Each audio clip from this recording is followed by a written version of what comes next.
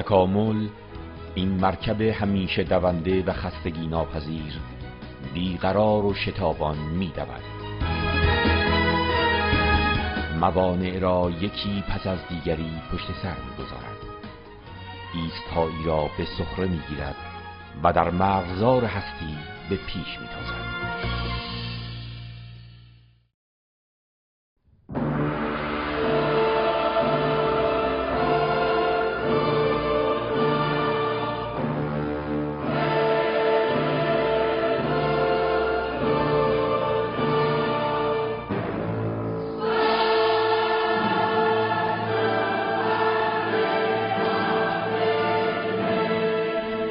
تبیین جهان، قسمت 13.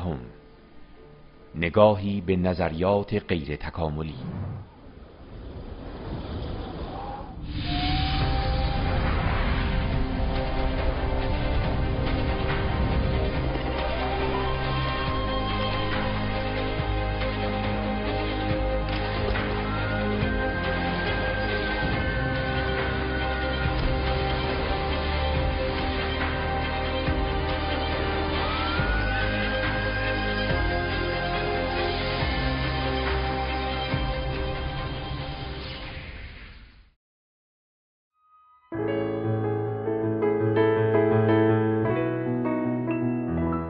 دو تعریف از تکامل. 1.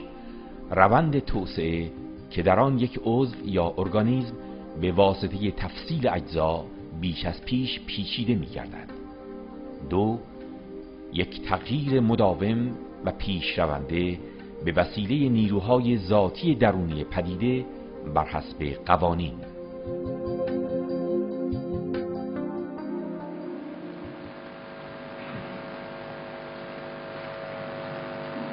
حالا اجازه بدیم بعد از آشنا شدن با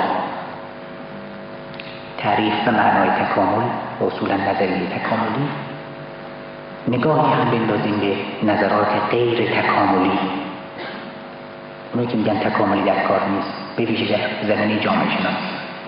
از این جهت میگم به ویژه در زمینه جامعه شناسی که دیگه تو علوم طبیعی جای اما و اگرش نیست. تکامل جانوری و اینها به خصوص تو جامعه منکرش هستن.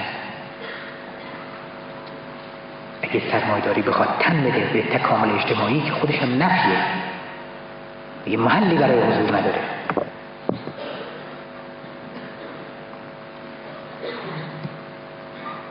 یک از این دانشمندا هستن که به دور معتقدن، تکاملی در کار نیست، پیشرفت دوره، مثل شب و روز که تکرار میشه. یه عده‌شون مثلا میگن قهقرا هم هست، پیشرفت که نیست، هیچ قهقراست، به عقب برمی‌گرده.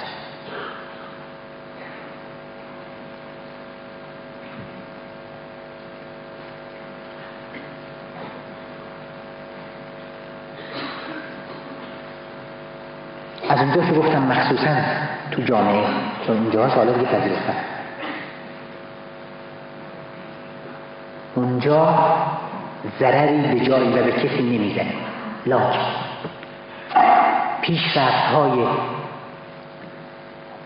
پیشرفت در قلمرو علوم طبیعی بار شده برش به طور محتوم تبعات و آثار اجتماعی، دیگه به اون نمیشه تن داد. ازش نتیجه‌گیری‌های فلسفی یا نتیجه‌گیری‌های اجتماعی به دست میاد که به بعضی جاها بر میخوره. اینجاست که بایستی یا منکر شد یا شکوند یا ترکش داد یا لوسش کرد.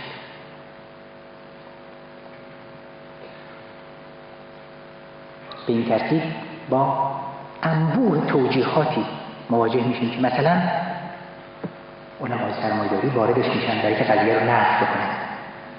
برای ما مسئله نیست که آگاهانه وارد میشن، نه، ممکنه بعضیشون صادقانه هم وارد بشن، ولی ذهنیت و تفکری طبقات با اون ذهنیت، ولو صادقانه، اون تا صادقانه تو اون معیارها.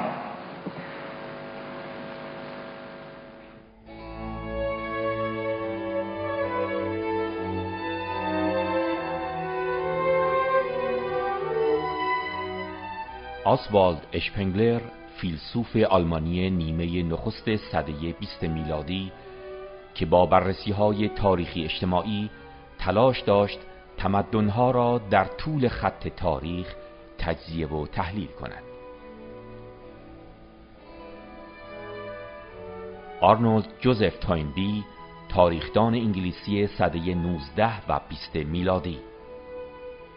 توینبی و اشپنگلر نمونه‌هایی از دانشمندان و فلاسفه‌ای هستند که دگرگونی‌های جامعه را تنها یک دور در گردشی یک نواخت می‌دانند. از دیدگاه آنها تمامی مسیر تاریخ اجتماعی انسان چیزی نیست جز آمدن یک نظام، سپس افت و در سراشیب قرار گرفتن آن، آنگاه انقلابی که آن نظام را سرنگون می کند و نظامی جدید روی کار می آورد. سپس همین روند در مورد نظام جدید به کار می افتد، روندی که پیوسته ادامه می یابد.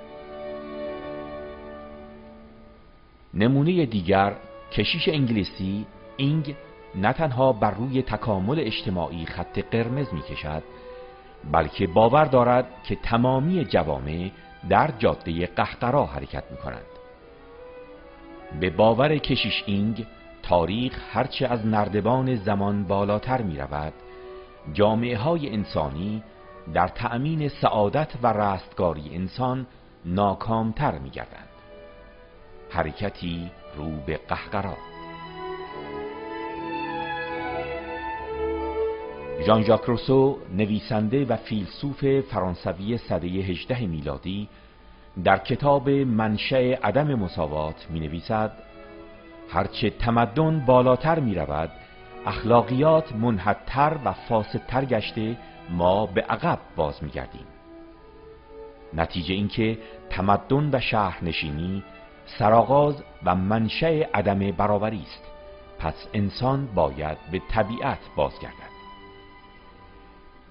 بر پایه همین باور قهقرایی، روسو در کتاب مشهور خود امیل چرخ داستان را به سوی می‌گرداند که وقتی امیل را تربیت می‌کند، او را از جامعه به کوه، دشت و طبیعت می‌برد.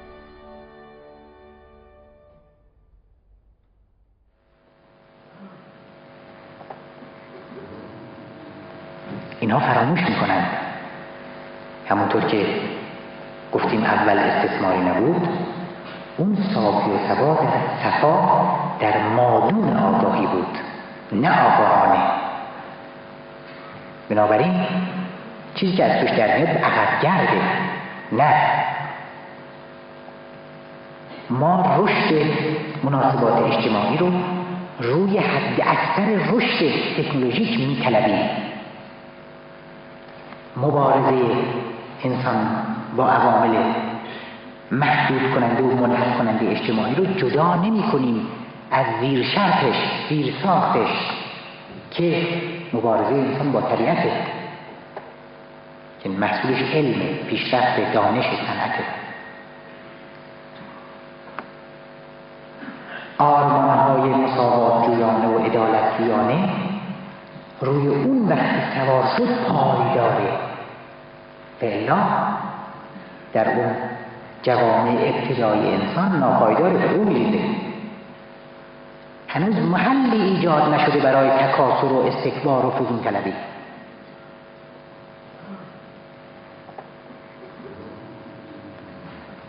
به هر حال چه اونهایی که به دور معتقدند و چه اونهایی که به قهقرا، ما گفتیم به پیشرفت معتقدیم، رو به بالا. اگر هم گاهی وقتای چیزایی مثل هم به اصطلاح شبه سیکلیک دایره وار می‌بینیم، یه چیزایی تکرار میشه، چون ما معتقدیم مارپیچ مانند میریم بالا. اگر می‌بینیم این دور نیست، مقاطعی از مارپیچه که شبیه به هم دیده میشه، هیچ تکراری در کار نیست. میگه شب و روز تکرارن، ولی در همون شرایط واقع میشن. مشابهت سوری رو گرفتیم میگیم تکرار. تکرار یعنی در همون شرایط زمانی و مکانی و همه چیزها. به هر حال چه اصحاب قهقرا که اینا خیلی ضد پیامبرانن، انبیایی که ازشون صحبت میکرد. انبیا علیرغم تمام رنج‌ها و نوسانات تاریخ بشر به نحو فوق‌العاده‌ای خوشبینند. خوشبینی که اصلا در نحو تلقی امپریستی و پوزیتیویستی نمی گنجه. بشر رو خوشبخت، رستگار می‌بینند. این قهقرایی‌ها خیلی ضد توحیدی هستند. اینا یأس می‌پراکنند.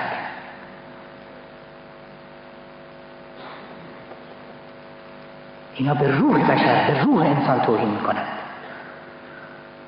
سکوت، مرگ حاصل حرفای ایناست. در اون انبیایی که صحبتشو می‌کردیم اصلا اینطوری نیست. هرچی هست پیشرفته، خروشه، تعالیه. کدوم انحطاطی نیست. به دلیل اینکه حالا در تکامل می‌بینیم که تکامل یعنی ضد نابودی، ضد آنتروپیک، ضد کهولت، ضد مرگ، یعنی همیشه پویایی، همیشه جوان بودن که خواهیم دید.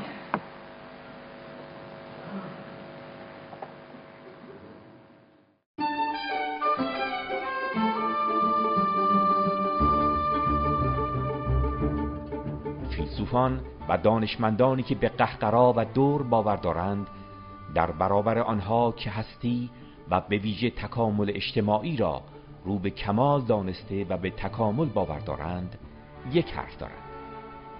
قهقرایی ها میگویند شما میگویید تکامل اجتماعی.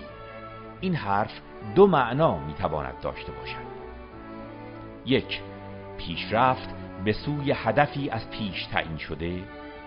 دو، بالا رفتن از وضعیت موجود کنون. در مورد اول، اگر تکامل اجتماعی را با گروهی کوهنورد نمادینه کنیم، مانند این است که گروه کوهنورد از پیش هدف رسیدن به قله را انتخاب کرده باشد. سپس هر گامی که به سمت قله برمی‌دارد، معنایش این است که در حال بالا رفتن و نزدیک شدن به قله است.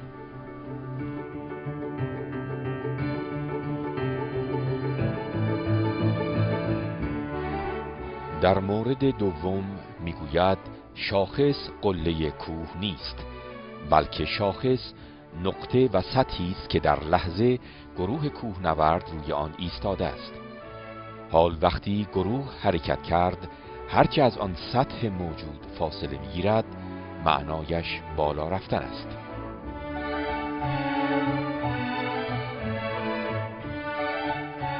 فلاسفه قهقرایی و دوری با این دو محور تکامل را معنا کرده، سپس آن را باطل اعلام می‌کنند.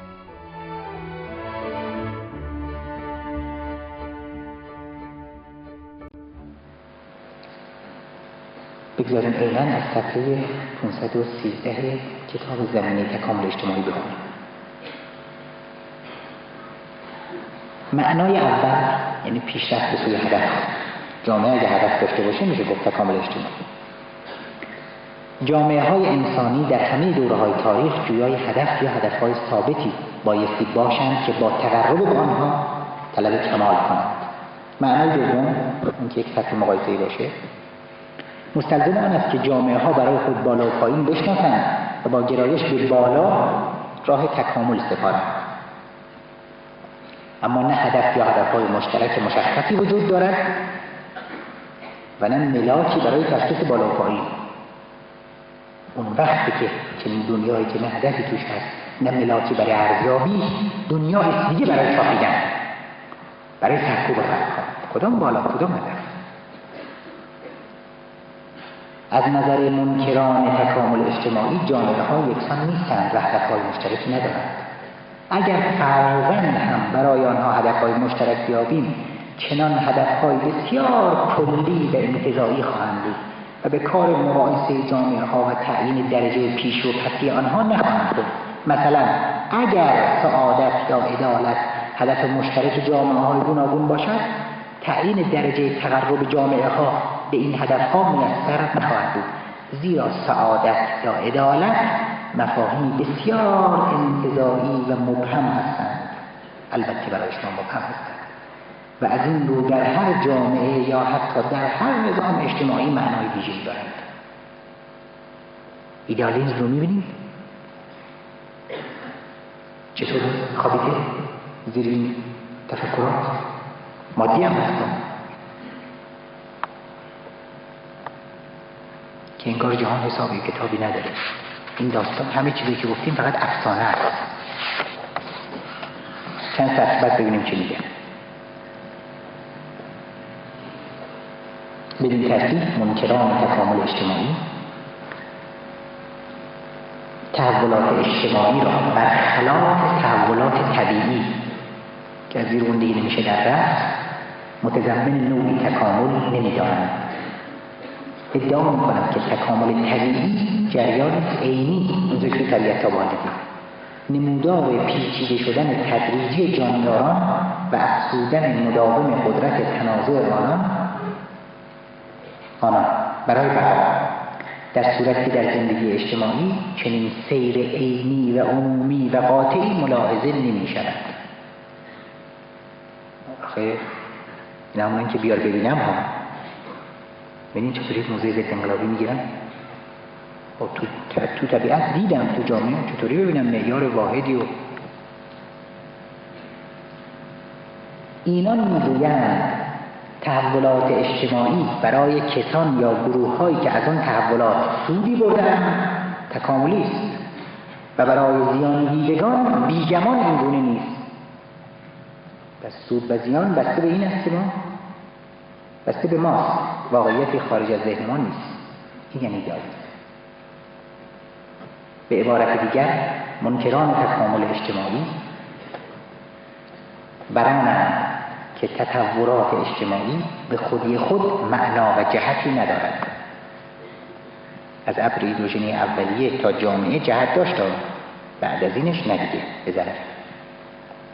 و این ما انسان ها هستیم که تطورات را موافق اوضاع و احوال ذهنی خود ارزش گذاری میکنیم.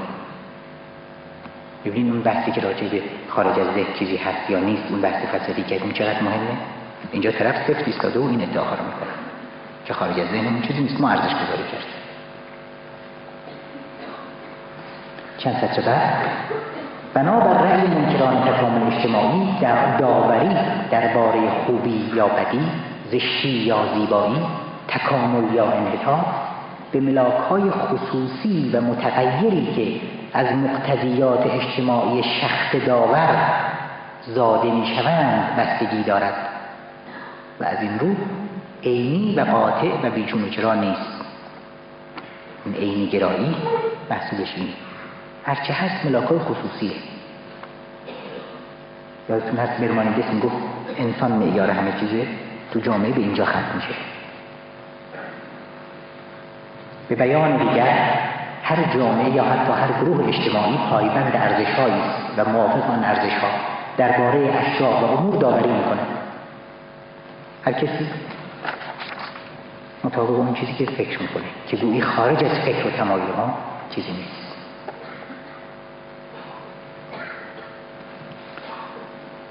ولی خب مسیر عینی که دیدیم خودش برنده ترین دلیل بر این که نه قهقرایی در کاره و نه تکرار. ما یک بار در 28 مرداد سال 32 سرکوب شدیم. سال 42 هم شدیم، 10 سال بعد. این دو تا سرکوب یکی نه، زمین تا آسمان فرق داره. به دلایل اجتماعی و سیاسی مختلف.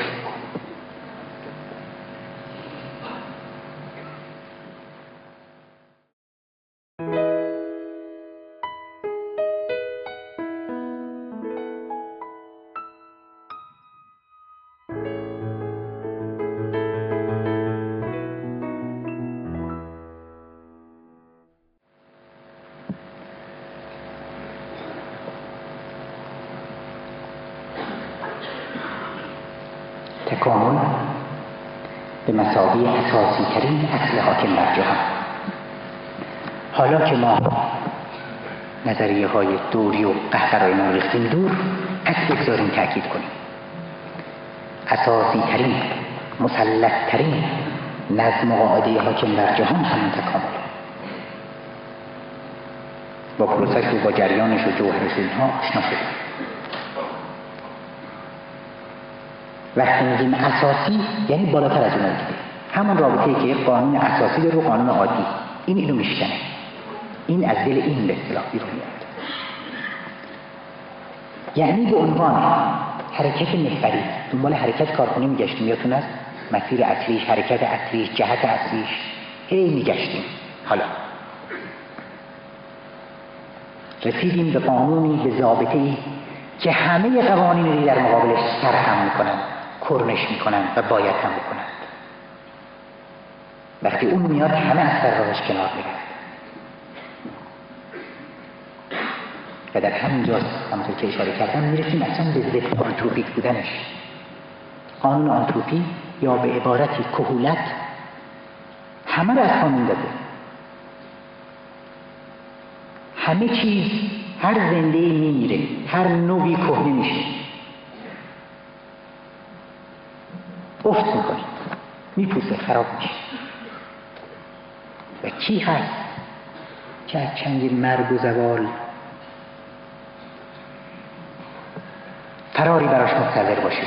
اما در حالی که تک تک موجودات میتونن کهنه بشن، زائل بشن، عجیبه در مجموع رو به بالا میرن. در مجموع چیزای نوتر میان.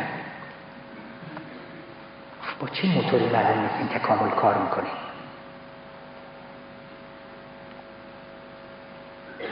که هرچه راه میره نه تنها خسته تر و فرسودتر نمیشه، کما اینکه خواهیم دید بشاشتر، فروزانتر و شعله برتر، با اراده پیغل زده تر به پیش میره. حالا بگذار ادعی ازش سرکشی کنن، فقط خودشون رو خراب میکنن. این قانونه که برتر و بالاتر از همه قانون‌های دیگه است. اینه که تعیین میکنه، حرف آخر اون میزنه، مثل آخرین و بالاترین دادگاهی که متهم توش به داوری در مورد کاراش میشینند. حرف اونه. هر چقدر دشمنان خلقان میکنن تکنیک داشته باشند، حرف رو تکامل خواهد زد آخرش. آیا این مبین یک جهان واقعی و خارج از ذهن نیست؟ چطور میتونی اینطور رو؟ بله، موکبی در راه، موکبی که سر راهش همه اونایی که باید برد کنار. چه موکب با فضیلتی. و از همونجا هم ما در میاریم که حق چیه و باطل چیه. جهت اصلی، مسیر اصلی پیدا کرد. چطور وقتی قله پیدا شده بود، وقتی مسیر پیدا شده بود، رو به بالا بود، هر قدم رو تو کوهنوردی میتونستیم ارزیابی کنیم. اینجا من اینطور. چه چیز تکاملیه؟ همون رستگاریه. به شرطی موانع تکامل، اون چیزایی که ضد تکامل هستند، اونا شناخته بشن. اگر جهل نسبت به قانونمندی های طبیعت، اگر کشش های خود به خودی است در داخل انسان، اگر به قول قرآن ملأ و مطرف هستند، ستمکاران و صاحبان زور و زر، قدرت اقتصادی و سیاسی در کل سطح جهان، اونها بعدها خواهیم دید که ضد آنتروپیک بودن چه تفسیر عجیب و والایی داره. ساده نباید ازش گذشت.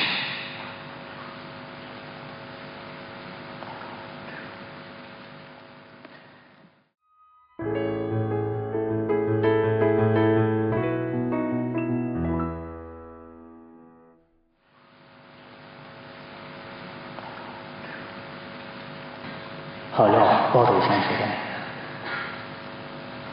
داستان و تاریخچه نسبتاً معنای تکامل، دیگه الان جریان تکامل وقتی ازش صحبت میکنیم برای ما یک مفهوم آشناست.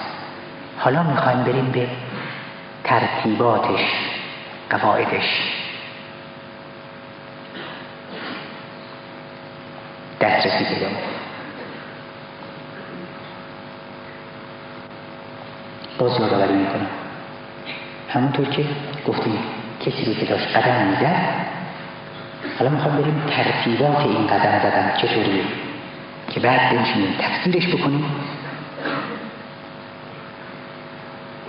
تبیینش بکنیم تا شناختمون از جهان که دنبالش بودیم که بعد میخواستیم تبیین بکنیم جوابمون رو بده.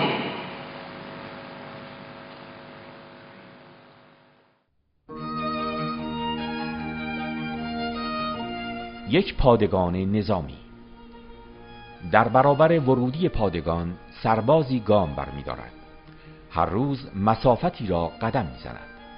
به نقطه‌ای می‌رسد، برگشته باز مسیر را باز می‌گردد. هیچگاه از نقطه‌ای آن طرفتر نمی‌رود. در ساعت‌های مشخص با تلفن تماس گرفته گزارشی می‌دهد.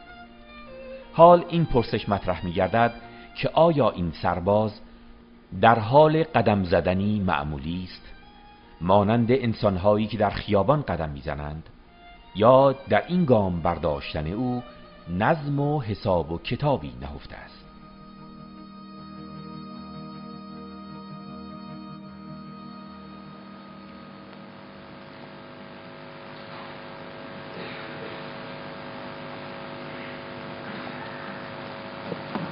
یعنی ترتیبات و قواعد رو از حالا به بعد یکی به یکی پیدا خواهیم کرد، عیناً همونطور که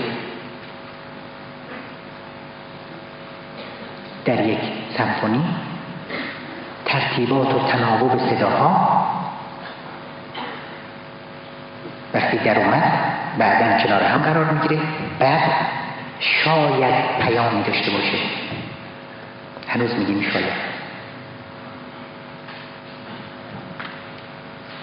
شاید بخواد حزن و اندوه و یا نه غم و شادی رو پیام بده، تداعی بکنه، القا بکنه.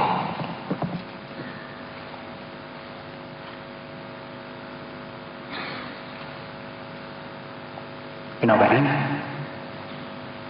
کار ما در بعد از این خواهد بود که جریانی رو که